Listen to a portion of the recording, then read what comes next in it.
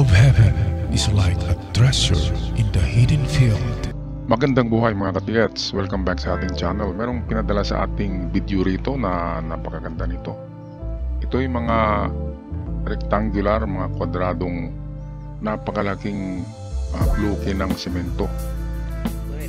At ito'y natagpuan nila katigets sa gubat. Kaya walang kabahayan dito, walang komunidad, kaya nakapagtataka kung ano ito.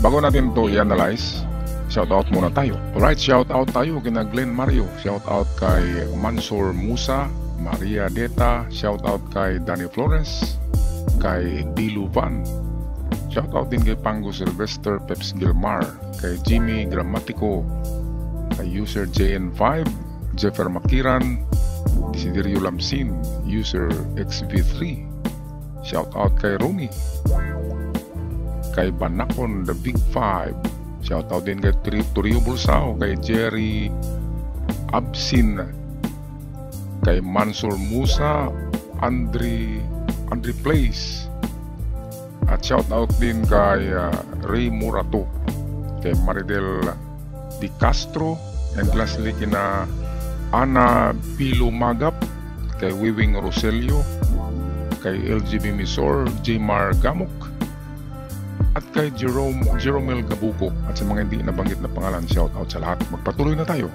Okay, at balik tayo dito sa kanilang video na pagkaganda ng mga struktura na ito. Pwede inibitbitan kang helicopter.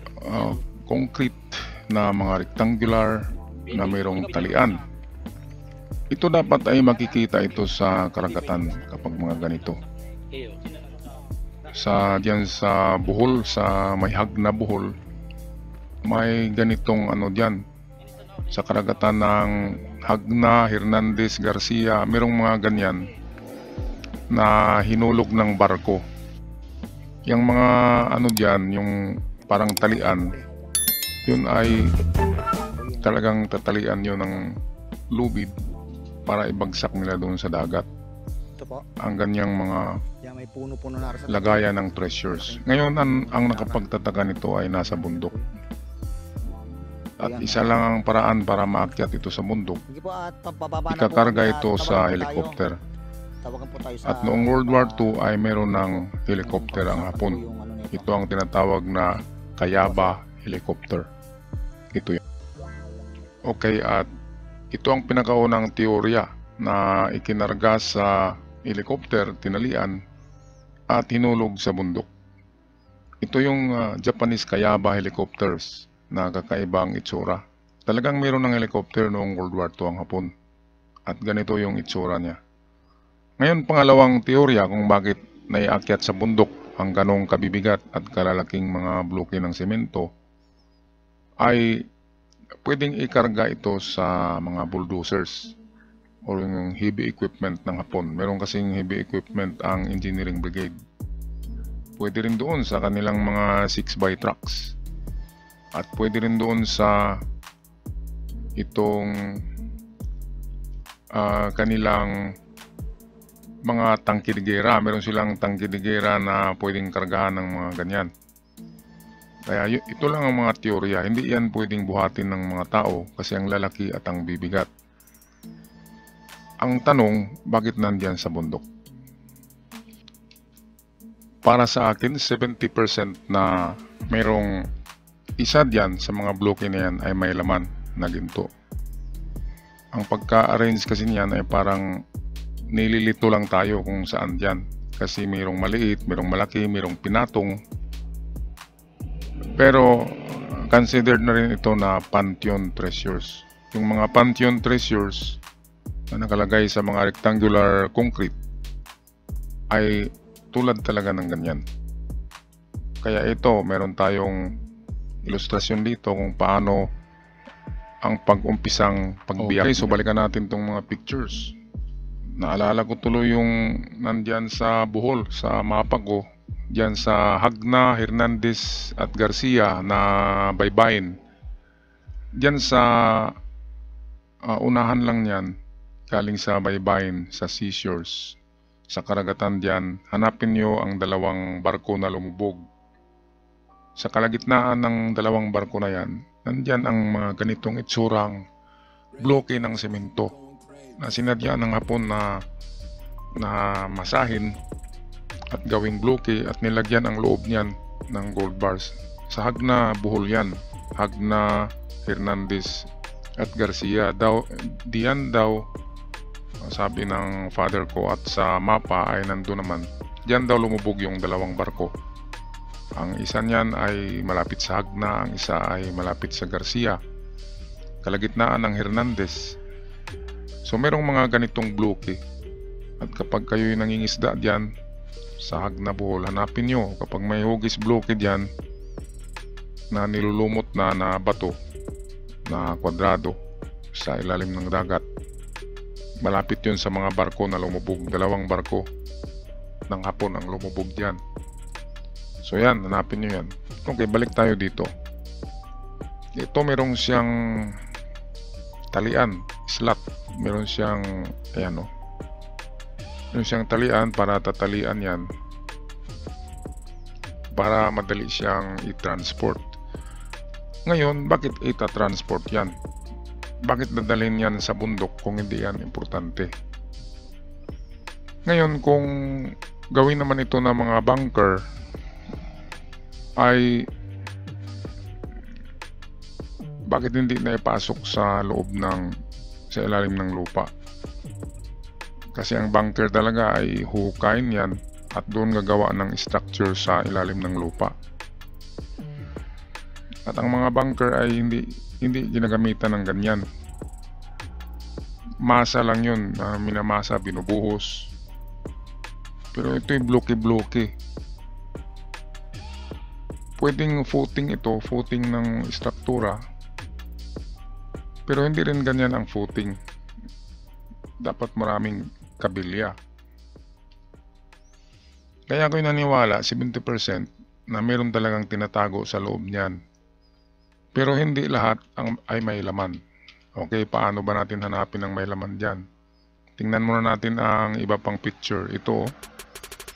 So iba't ibang hugis, iba't ibang size, iba't ibang laki.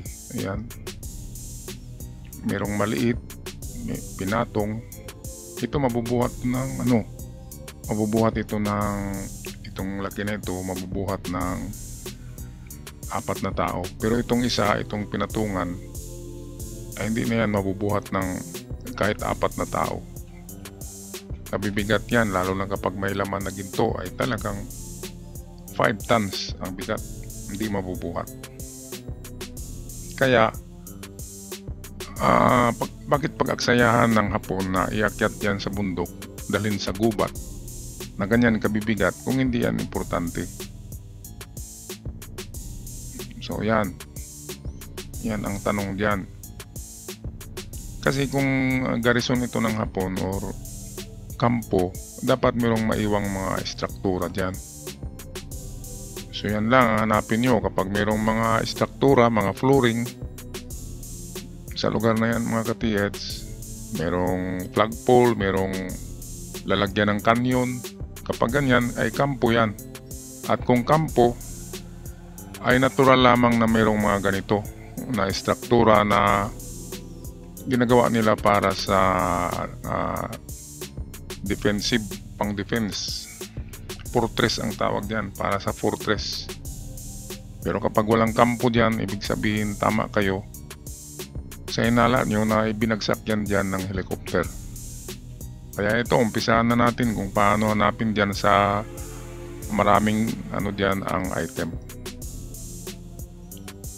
Okay, ngayon tingnan nyo muna alin diyan ang kasing laki ng pantyon. Yun ang hanapin nyo, wag itong maliliit. Okay, kung hanap kayo ng malaki, halimbawa ito ang malaki,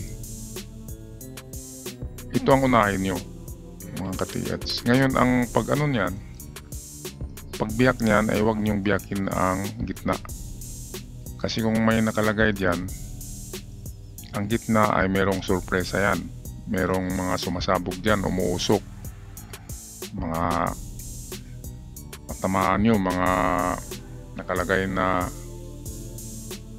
poisonous gas, kung hindi man ay sumasabog na Minsan kasi sinasama pagmasa yung bomba galing sa eroplano,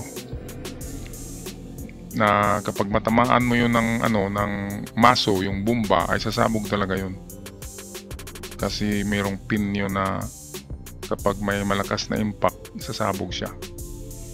Ang hugis nun ay parang ganito, yung bomba sa eroplano. Ganyan siya. Yan.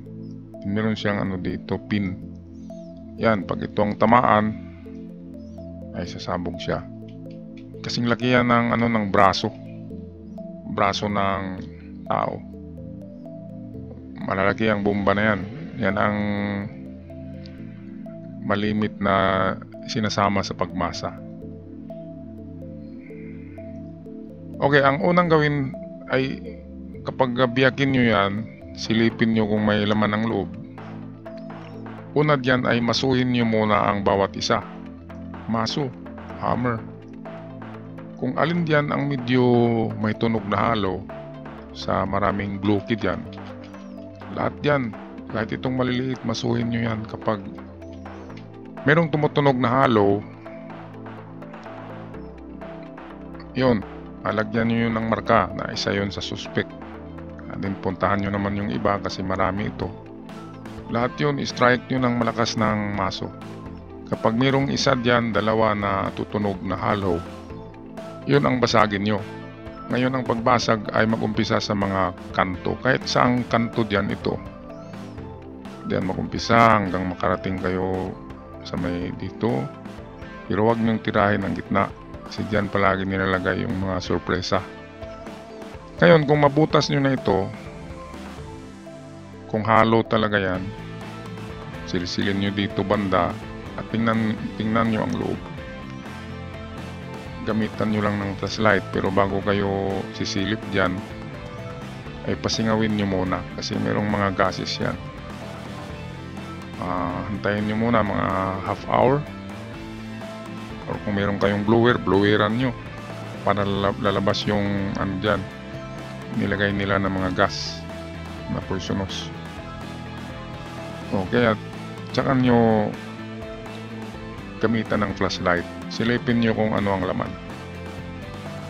Pero sigurado naman kapag may laman yan, importante talaga yan. Hindi ilalagay sa loob ng simento ang hindi importanteng bagay. Okay, so tandaan, ang mga kanto lang ang umpisahan. Huwag tirahin ng gitna. So itong mga kanto lang ito, yan ang butasin o biyakin nyo.